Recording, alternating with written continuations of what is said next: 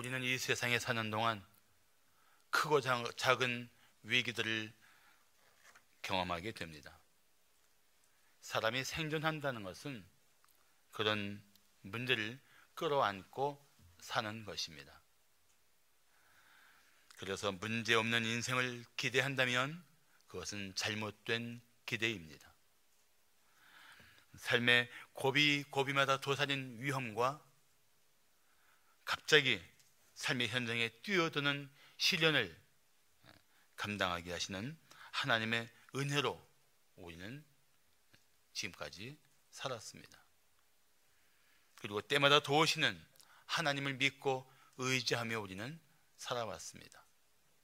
우리는 문제가 없는 사람들이 아니라 어떤 삶의 문제도 능히 이겨내며 살 수 있는 하나님의 사람들입니다. 할렐루야.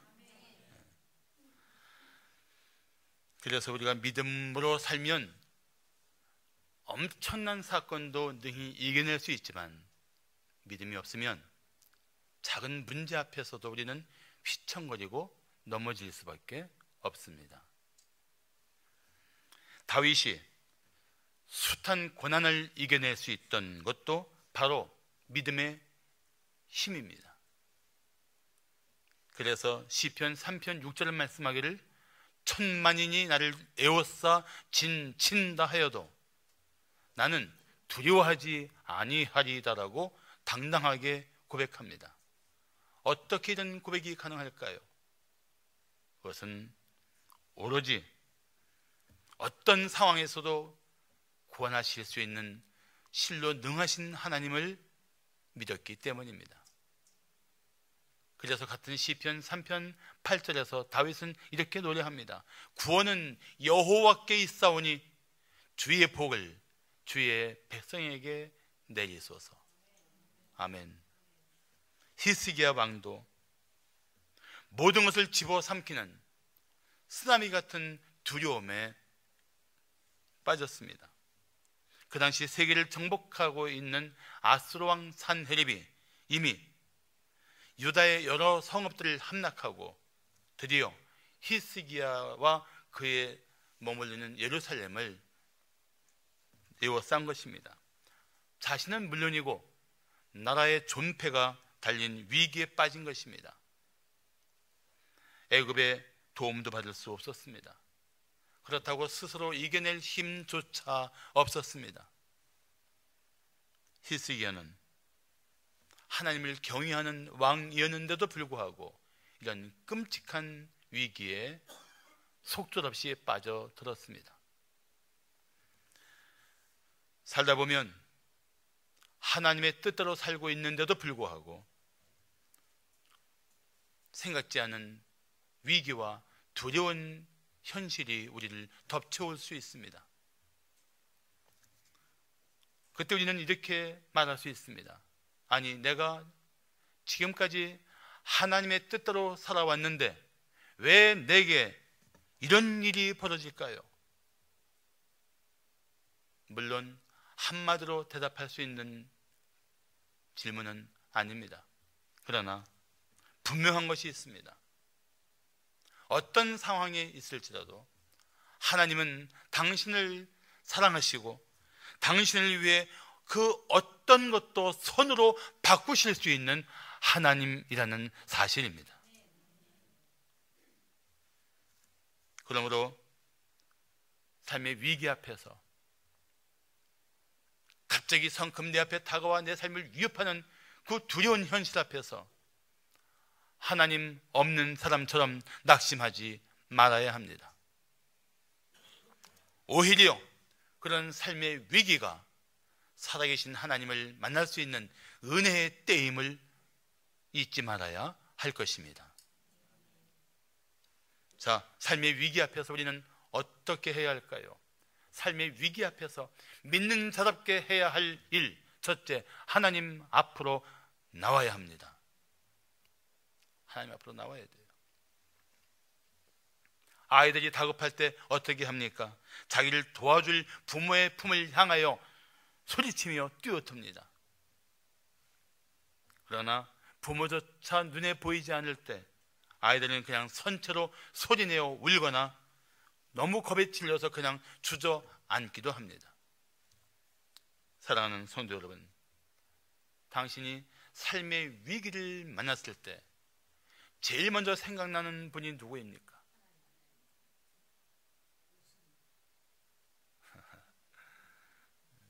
맞아요. 하나님이 생각이 나야 됩니다. 하나님 생각이 나야 돼요. 제일 먼저 하나님 생각이 나야 돼요. 이런저런 자신이 할 수 있는 모든 노력을 다 해보고 이 사람 저 사람을 다 의지해보고 그러다가 마침내 할 수 없어서 마지막으로 기도나 해볼까 하고 하나님 앞으로 나오는 것은 어리석은 모습입니다. 문제 앞에서 하나님을 찾을 줄 아는 그리스도인들이 되시기를 축복합니다. 위기 앞에서 하나님 앞에 먼저 뛰어드는 믿음의 사람들이 되시기를 축복합니다. 하나님 앞으로 나와야 돼요. 내가 피할 생각 하지 말고 내가 어떻게 해결할 궁리를 하기보다는 먼저 나를 능히 어떤 상황에서도 능히 건지시는 나의 주, 나의 하나님, 그분 앞에 뛰어들 수 있는 믿음이 우리에게는 어느 때보다 필요합니다.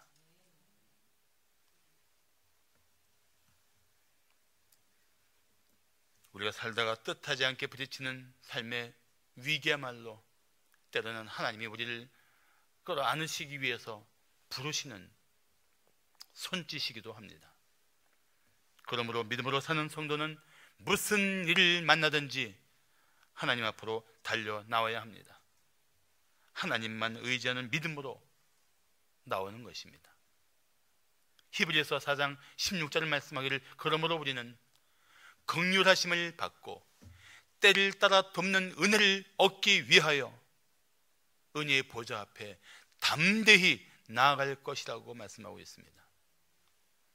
우리가 은혜의 보좌 앞에 힘써 나와야 할 이유가 무엇입니까? 내가 연약하고 문제가 있을지라도 담대하게 나가야 될 이유가 무엇입니까? 거기에 하나님의 긍휼이 여기심이 있고 때를 따라 돕는 은혜가 있기 때문입니다. 성도라면 누구나 이 세상에 사는 동안에 하나님 은혜 없이는 살 수가 없습니다. 그렇다면 크고 작은 삶의 위기를 겪을 때마다 우리는 주저하지 말고 하나님 앞으로 달려나가야 합니다. 유다왕 히스기야가 그랬습니다. 예루살렘을 포위한 아수르와의 랍사게는 유다 백성들 앞에서 이런 조롱을 했습니다. 아니, 이간질이었죠. 믿음을 떨어뜨리고 낙심시키며 그 마음을 무너뜨리기 위한 간교한 외침이었습니다. 또한 히스기야가 너희에게 여호와를 의뢰하라 함을 듣지 말라. 그가 이르기를 여호와께서 반드시 우리를 건지실지라 이 성읍이 아수르 왕의 손에 함락되지 아니하게 하시리라 할지라도 너희는 히스기야의 말을 듣지 말라.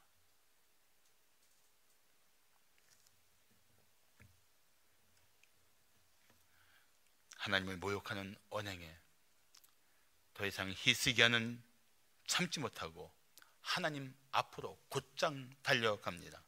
그리고 성전에서 아수르 왕이 보낸 편지를 펼쳐놓습니다. 어린애 같은 모습 아닙니까?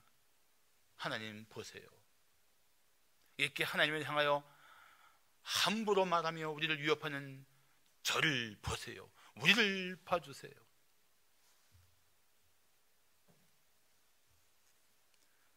사람들이 허망하게 무너지는 삶을 보면서도 하나님은 우리를 반드시 지켜주실 것이라는 믿음을 가진 사람만이 그렇게 하나님 앞으로 달려가는 법입니다.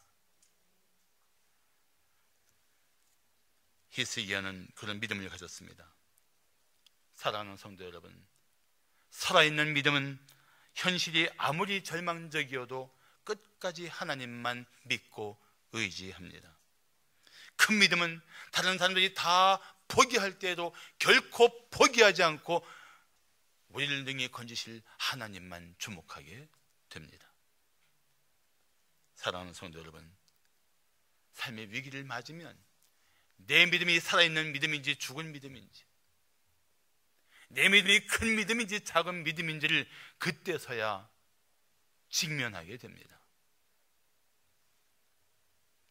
거센 풍랑 속에서 죽음의 두려움에 빠져 우왕좌왕하던 제자들에게 예수님께서 꾸중을 하십니다.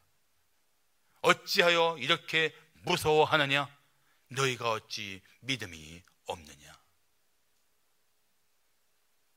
지금 당신이 삶의 위기와 역경 앞에서 하고 있는 모습을 보시고 주님이 뭐라고 말씀하실 것 같습니까? 네 믿음이 크도다 하실까요? 어찌하여 무서워하느냐? 내가 어찌하여 그렇게 믿음이 없느냐고 꾸중하실까요?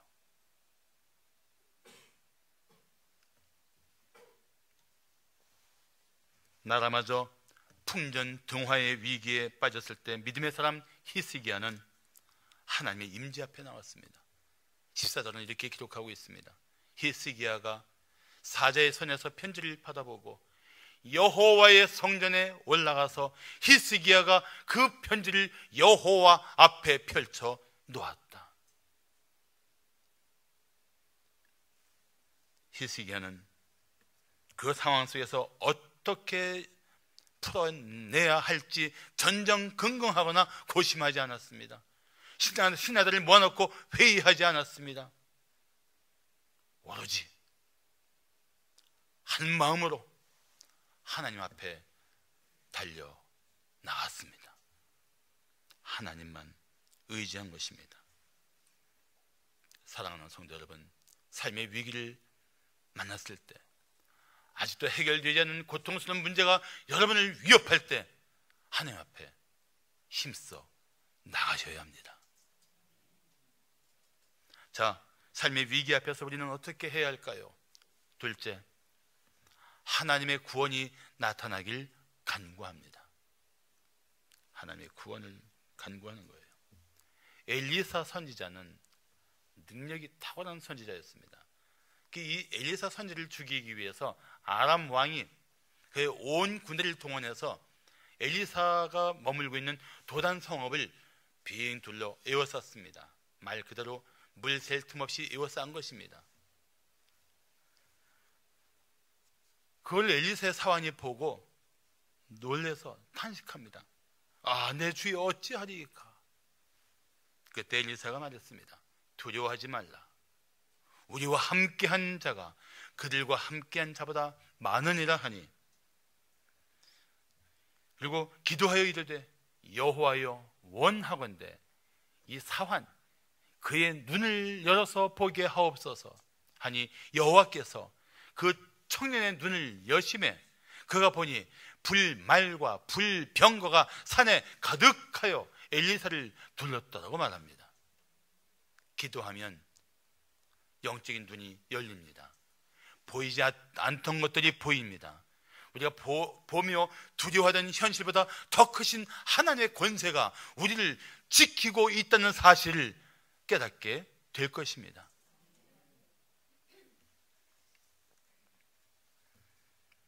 살다 보면 큰 일만 우리를 낙심시키는 것이 아닙니다. 때로는 작은 일이라도 도저히 해결될 것 같지 않으면 내 앞에 버티고 서 있는 그 문제 앞에 우리는 쉽게 낙심을 합니다. 게다가 설상가상으로 다른 문제가 겹치면 우리는 한순간에 무력해져서 힘을 잃고 주저앉기도 합니다.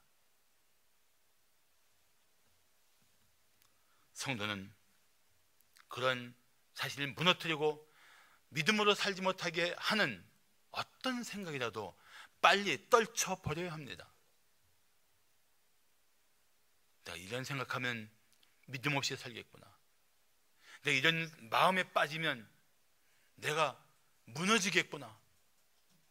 빨리 깨닫고 빨리 그 자리에서 무릎을 꿇어야 합니다. 절망 중에 절망은 소망이 절대 없다는 그릇된 확신을 가질 때 나타나는 것입니다. 하나님이 반드시 당신을 도와주실 것입니다. 반드시 일으켜 주실 거예요. 반드시 회복시켜 주실 것입니다. 그 믿음을 가지고 자신의 믿음을 약화시키고 자신의 생각을 혼란스럽게 하는 것들을 떨쳐버려야 합니다. 그래서 시편 42편 11절을 말씀하기를 내 영혼아 네가 어찌하여 낙심하며 어찌하여 내 속에서 불안해하는고 너는 하나님께 소망을 두라. 나는 그가 소망의 하나님이 나타나 도우심으로 말미암아 내 하나님을 여전히 찬송하리로다. 사랑하는 성도 여러분, 어떤 상황에 있든지 하나님께 소망을 두십시오. 그러면 하나님께서 반드시 도와주실 것입니다. 히스기야는 오직 소망의 하나님만 바라보고 그 앞에 엎드려 기도합니다. 자, 15절 16절을 보시면 그 앞에서 히스기야가 기도하여 이르되 그룹들 위에 계신 이스라엘의 하나님 여호와여 주는 천하 만국의 홀로 하나님이시라. 주께서 천지를 만드셨나이다. 여호와여 귀를 기울여 들어오소서. 여호와여 눈을 떠서 보시옵소서. 산헤립이 살아계신 하나님을 비방하러 보낸 말을 들으시옵소서.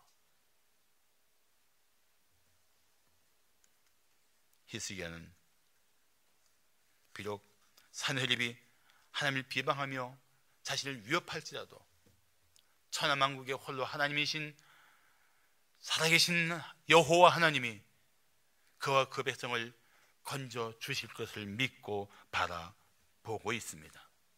이런 확신이 있어야 간절하게 하나님 앞에 나와 부르짖어 기도하는 것입니다.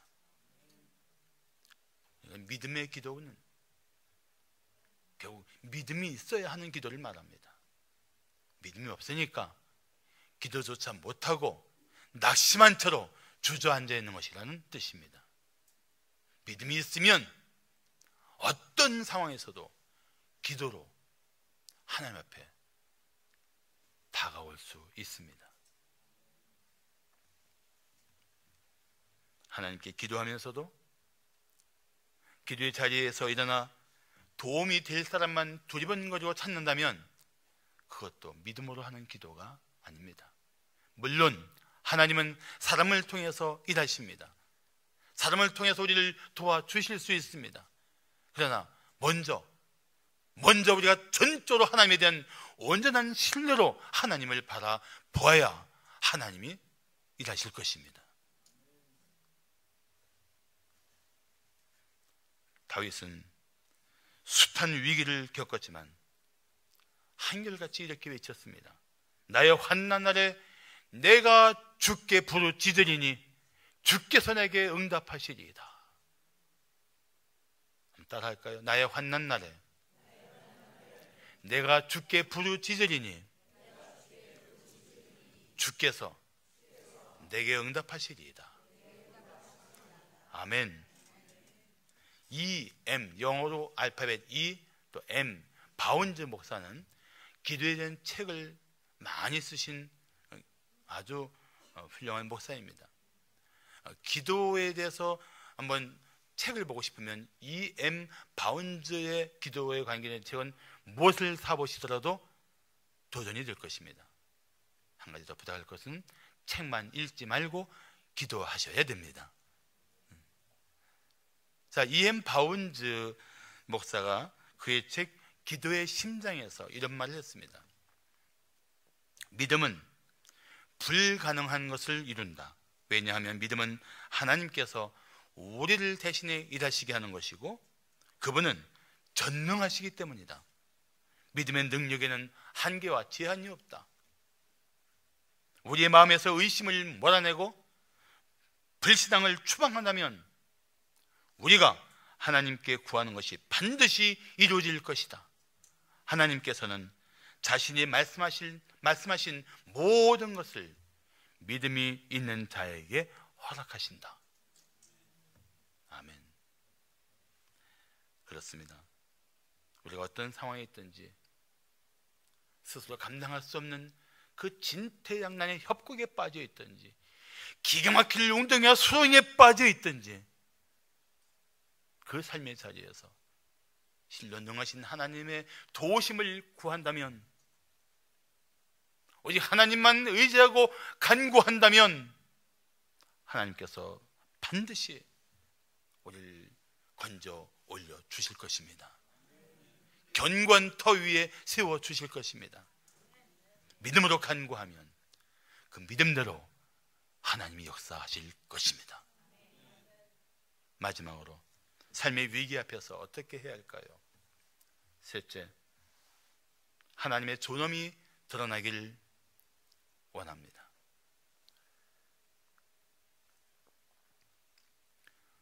우리가 삶의 위기를 벗어나기 위해서 몸부림치는 이유가 무엇입니까?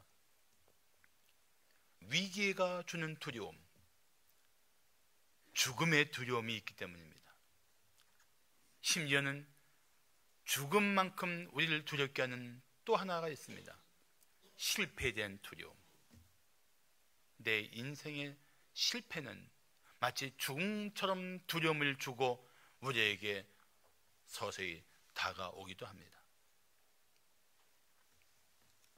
그렇지만 그보다 더 성들어서 삶의 위기를 벗어나야 할 세상 사람들이 생각하지 못할 분명한 이유가 있습니다. 그것은 이 삶의 위기를 벗어남으로써 나의 하나님을 높이며 그 이름을 송축하기 위한 것입니다. 성도에게는 세상 사람이 알지 못할 그런 탁월한 삶의 이유가 있어야 합니다. 내가 여기서 무너지면 하나님의 이름을 욕되게 하겠지, 내가 여기서 끝나면 하나님의 영광을 가지겠지, 그것이 실로 더 두려워서, 그게 더 못 견딜 만큼 가슴이 아파서 하나님 이름을 높이기 위해서, 하나님의 영광을 드러내기 위해서 나는 이 삶의 위기를 벗어나게 하실 하나님을 의지하고 있습니다. 그것이 우리들의 삶의 위기를 벗어날 분명한 이유가 되어야 합니다. 성도다운 자세예요. 오늘 보면 17절과 18절에서 히스기야는 이렇게 말합니다. 여호와여, 아수르 여러 왕이 과연 여러 민족과 그들의 땅을 황폐하게 하고 또 그들의 신들을 불에 던졌사오니 이는 그들이 신이 아니요 사람의 손으로 만든 것 곧 나무와 돌뿐이므로 멸하였나이다. 히스기야는 그 아수르 왕이 그렇게 강력하게 그 주변의 열방들을 무너뜨렸어도 그들의 신은 나무와 돌, 사람이 만든 것이지 참으로 살아있는 신, 능하신 신이 아님을 알았던 것입니다. 그래서 히스기야는 오히려 이 심각한 위기에서 하나님의 어떤 하나님이신지를 드러낼 수 있는 일들을 간절히 구하고 있는 것입니다. 그래서 히스기야의 기도는 이렇게 끝납니다. 자, 19절을 보십시오. 우리 하나님 여호와여, 원하건대. 간절한 소원이에요. 하나님 여호와여, 우리 하나님 여호와여, 원하건대 이제 우리를 그 아수르 왕 사네립의 손에서 구원하옵소서. 그리하시면 천하 만국이 주 여호와가 홀로 하나님이신 줄 알리이다. 아멘. 히스기야의 이 삶의 위기 앞에서 부르짖는 간절한 소원, 우리를 건져주심으로 천하 만국의 하나님의 홀로 참 하나님이심을 알 것입니다. 내가 살고 죽는 게 문제가 아닙니다. 하나님이 어떤 하나님이신지를 드러내지 못하는 게 문제입니다. 그런 소리예요. 내가 망하면 어떻고 흥하면 어떻습니까? 내가 살면 어떻고 내가 죽으면 어떻습니까? 살든지 죽든지 하나님의 이름이 높임을 받을 수만 있다면, 망하든지 흥하든지 하나님의 영광만 드러날 수 있다면 나는 괜찮습니다. 이 마음이 아니면 할 수 없는 소원을 히스기야는 외치고 있는 것입니다. 따라합시다. 살아도 주님의 영광을 위해 살고, 죽어도 주의 영광을 위해 죽읍시다. 망해도 주의 이름이 높임받으면 기뻐하고, 흥해도 주의 이름이 욕되면 부끄러워합시다. 그렇게 살아야 돼요. 누가요? 우리가요. 더 찍어 말하면 내가요. 나.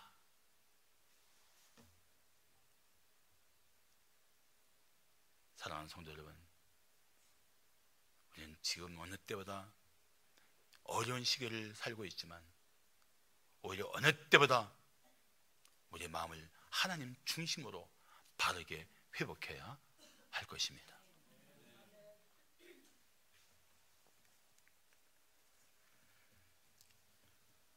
다윗도 블레셋의 골리앗 앞에서 그런 믿음을 가지고 맞섰습니다. 거대한 몸에 중무장을 하고 나타난 골리앗 앞에 사울과 그의 군대는 두려움에 짓눌려 숨조차 쉴 수 없었습니다. 그때 혜성같이, 말 그대로 혜성같이 나타난 다윗이 골리앗을 향해 맞서며 이렇게 외쳤습니다. 또 여호와의 구원하심이 칼과 창에 있지 아니함을 이 무리에게 알게 하리라. 전쟁은 여호와께 속한 것인즉 그가 너희를 우리 손에 넘기시리라. 그리고 다윗은 정말 칼과 창이 아닌 물맷돌로 골리앗을 쓰러뜨립니다. 그의 승리는 하나님의 승리였습니다. 그는 하나님의 이름이 욕되게 되는 것을 거룩한 분노로 맞서며 하나님의 이름이 높임받는 삶의 현장에서 이겨낸 것입니다. 우리도 마찬가지입니다. 때로 심각한 영적 싸움을 하게 될 것입니다. 때로 우리 마음을 낙심시키는 악한 권세와 맞서야 할 것입니다. 때로 악한 영들의 유혹과 싸워야 할 때도 있을 것입니다. 그러나 기억하십시오. 그때마다 하나님이 우리를 도우실 것입니다. 승리케 하실 것입니다.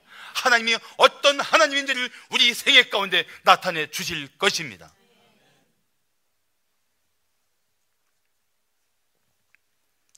히스기야의 기도에 어떤 역사가 일어났을까요? 본문은 아니지만 같은 열왕기하 19장 20절을 보시면 아모스의 아들 이사야가 히스기야에게 보내 이르되 이스라엘 하나님 여호와의 말씀이 내가 아수르 왕 사느립 때문에 내게 기도하는 것을 내가 들었노라. 그리고 오늘 집에 가셔서 열왕기하 19장 끝부분을 보시면 여호와의 사자가 나타나 그 아수르의 군대 18만 5천 명이 서로 치고받고 다 죽고 사느립은 아수르의 니느웨로 돌아갔다가 신하들에게 죽임을 당합니다. 죽일 것 같은 위세를 부리던 그들은 무너지고 죽음의 위기에 빠졌던 히스기야와 그 백성들은 하나님의 능하신 손에 붙들려 살아나는 역사가 일어난 것입니다. 삶의 위기에서 하나님만 믿고 의지하는 성도들에게는 이런 역사가 오늘도 일어날 수 있습니다.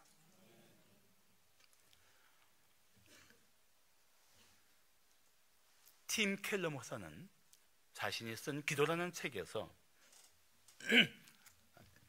자신의 이야기를 기록했습니다. 2001년 9월 11일 맨해튼의 뉴욕 세계 무역센터에 그 붕괴 현장이 있었습니다. 9.11 어택라고 해서 9.11 사태라고 말하죠. 그런 말미암아 뉴욕의 온 도시가 심각한 우울증에 빠졌을 때 켈러 목사의 가정에도 개인적인 큰 어둠이 덮쳐왔습니다. 갑자기 아내 캐시는 크론병 증세와 힘겹게 싸워야 했습니다. 그런데 설상가상으로 켈러 목사는 갑상선 암을 진단받았습니다. 그야말로 부부가 심각한 위기에 빠졌습니다. 정말 절박한 상황에 빠진 것입니다. 그러던 어느 날 켈러 목사의 아내 캐시가 남편에게 이렇게 말했습니다. 여보, 우리가 함께 해야 할 일이 있어요. 그러면서 아내는 이렇게 말했습니다. 매일 밤마다 머리를 맞대고 기도합시다. 매일 밤마다 머리를 맞대고 기도합시다. 솔직히 켈러 목사는 그 제안이 부담스러웠다고 합니다. 그때 아내가 이렇게 말했습니다. 만일 의사가 약을 주면서 날마다 잠자리에 들기 전에 한 알씩 먹어야 하고 걸으면 몇 시간 안에 숨이 끊어진다고 경고하는 거예요. 절대로 잊으면 안 되고 그랬다가는 반드시 죽을 테니 알아서 하라는 말이지요. 그러면 우리가 깜빡 잊을 수 있을까요? 며칠씩 잊을 수 있을까요? 아닐 거예요. 목숨이 달린 일이니 잊을 리가 없고 빼먹지 않을 테고요. 우리 부부가 이제 함께 하나님께 매달리지 않으면 눈앞에 닥친 일을 우리는 어찌할 방도조차 없어요. 그러니 우리는 반드시 기도해야 해요. 무심코 지나치는 건 있을 수 없는 일이에요. 그런데 그 아내 말을 듣는 순간 켈러 목사의 머릿속에 불이 반짝 켜지는 기분이었다고 합니다. 그 후로 켈러 목사는 아내와 함께 밤마다 잠들기 전에 머리를 맞대고 기도했습니다. 하루도 기도를 빠뜨리지 않았다고 합니다. 심지어 멀리 떨어져 있을 때는 전화를 붙들고 함께 기도했다고 합니다.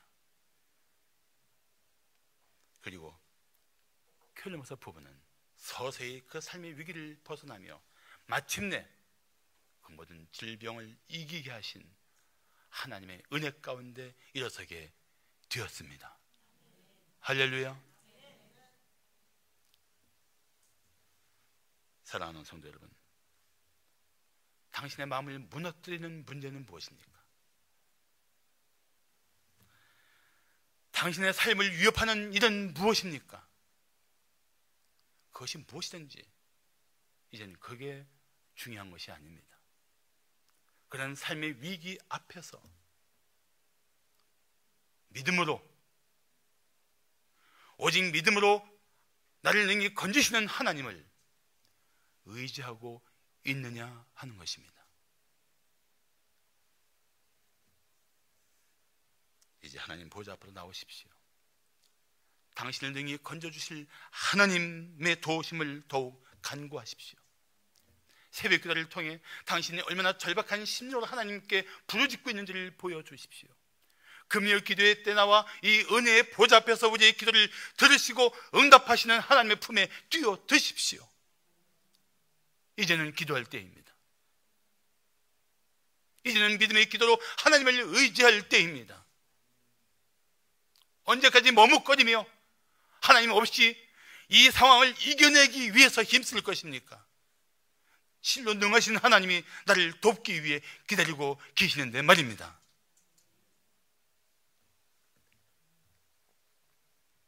부부끼리, 가족끼리 생명 걸고 기도하십시오.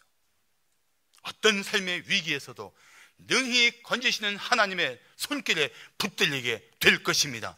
이겨낼 것입니다. 승리할 것입니다. 기도하시겠습니다.